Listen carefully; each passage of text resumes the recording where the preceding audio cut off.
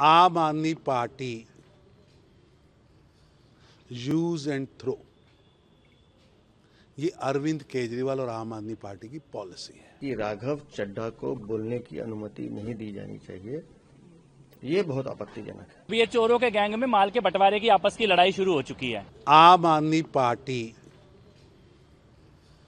Use and throw, ये अरविंद केजरीवाल और आम आदमी पार्टी की पॉलिसी है। राष्ट्रीय कवि कुमार विश्वास, आशुतोष, शाजिया इल्मी, किरण बेदी, एक लंबी लिस्ट है जिन लोगों ने बैठकर आम आदमी पार्टी बनाई थी। स्वाति मालीवाल, कहां गए वो लोग? यूज किया और छोड़ दिया, और लोग उनको लगातार छोड़ के जा रहे हैं कि उन्होंने देख लिया कि ये कितना घिनौना चेहरा है। ये कैसा चेहरा है अरविंद केजरीवाल का? मुखौटा कुछ और है और अंदर भ्रष्टाचार,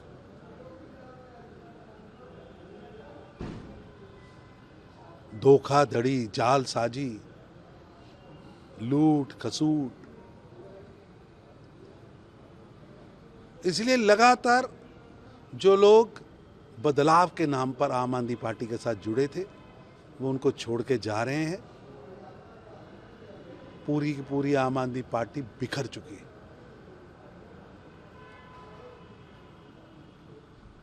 किसको नेता रखना, किसी को नहीं रखना, ये आम आदमी पार्टी का आंतरिक मसला है।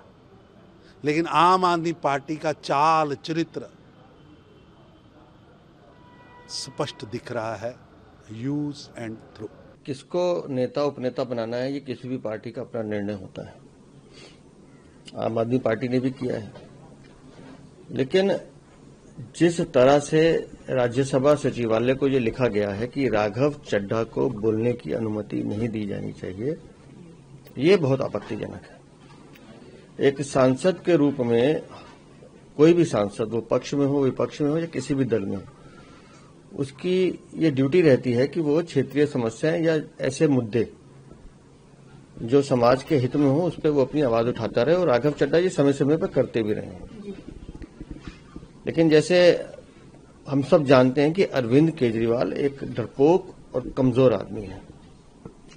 वो विपक्ष को बर्दाश्त नहीं कर सकते, वो विपक्ष चाहे बाहर से हो या उनके दल के भीतर से हो। और अरविंद केजरीवाल की जो हमने अब तक की प्रकृति देखी है, सामूहिक या संगठित गिरोह चलाना पसंद करते हैं। उनको सत्येंद्र, मनीष, वो विभव या नरेश बालियान जैसे लोग समझ में आते हैं जो किसी न किसी अपराध में लिप्त रहते हैं। तो उसमें राघव चड्ढा शायद सुटेबल नहीं होते होंगे उनको, लेकिन बोलने पे पाबंदी लगाना ये मुझे थोड़ा आपत्तिजनक लगता है। और जिस तरह से राघव चड्ढा को सुना मैंने सुबह, और अंत में उन्होंने कहा भी कि खामोशियों को मेरी कमजोरी न समझा जाए, तो मुझे लगता है कि राघव चड्ढा को थोड़ा और इसको विस्तार से कहना चाहिए और खुद भी उन्हें स्वीकार करना चाहिए कि जिंदगी पर बस इतना ही लिख पाया हूं मैं, जिंदगी पर बस इतना ही लिख पाया हूं मैं, बहुत मजबूत रिश्ते थे कुछ कमजोर लोगों से। देखिए, ये तो माल के बंटवारे की लड़ाई है। दिल्ली को लूटा, पंजाब को लूटा, अब ये चोरों के गैंग में माल के बंटवारे की आपस की लड़ाई शुरू हो चुकी है। और कहानी बस इतनी सी है कि अगर किसी के मुंह में जुबान है और पीठ में रीढ़ है तो वो अरविंद केजरीवाल के यहाँ रह नहीं सकता ज्यादा दिन। वहां पर खाली रीढ़ विहीन, भ्रष्टाचारी, कमीशन खोर, ऐसे लोग जिनका अपना कोई अस्तित्व नहीं है, केवल कमीशन और दलाली और जनता को लूटने का काम करते हैं, खाली वही लोग वहां पे रह सकते हैं, वही लोग वहां पर बचे हैं।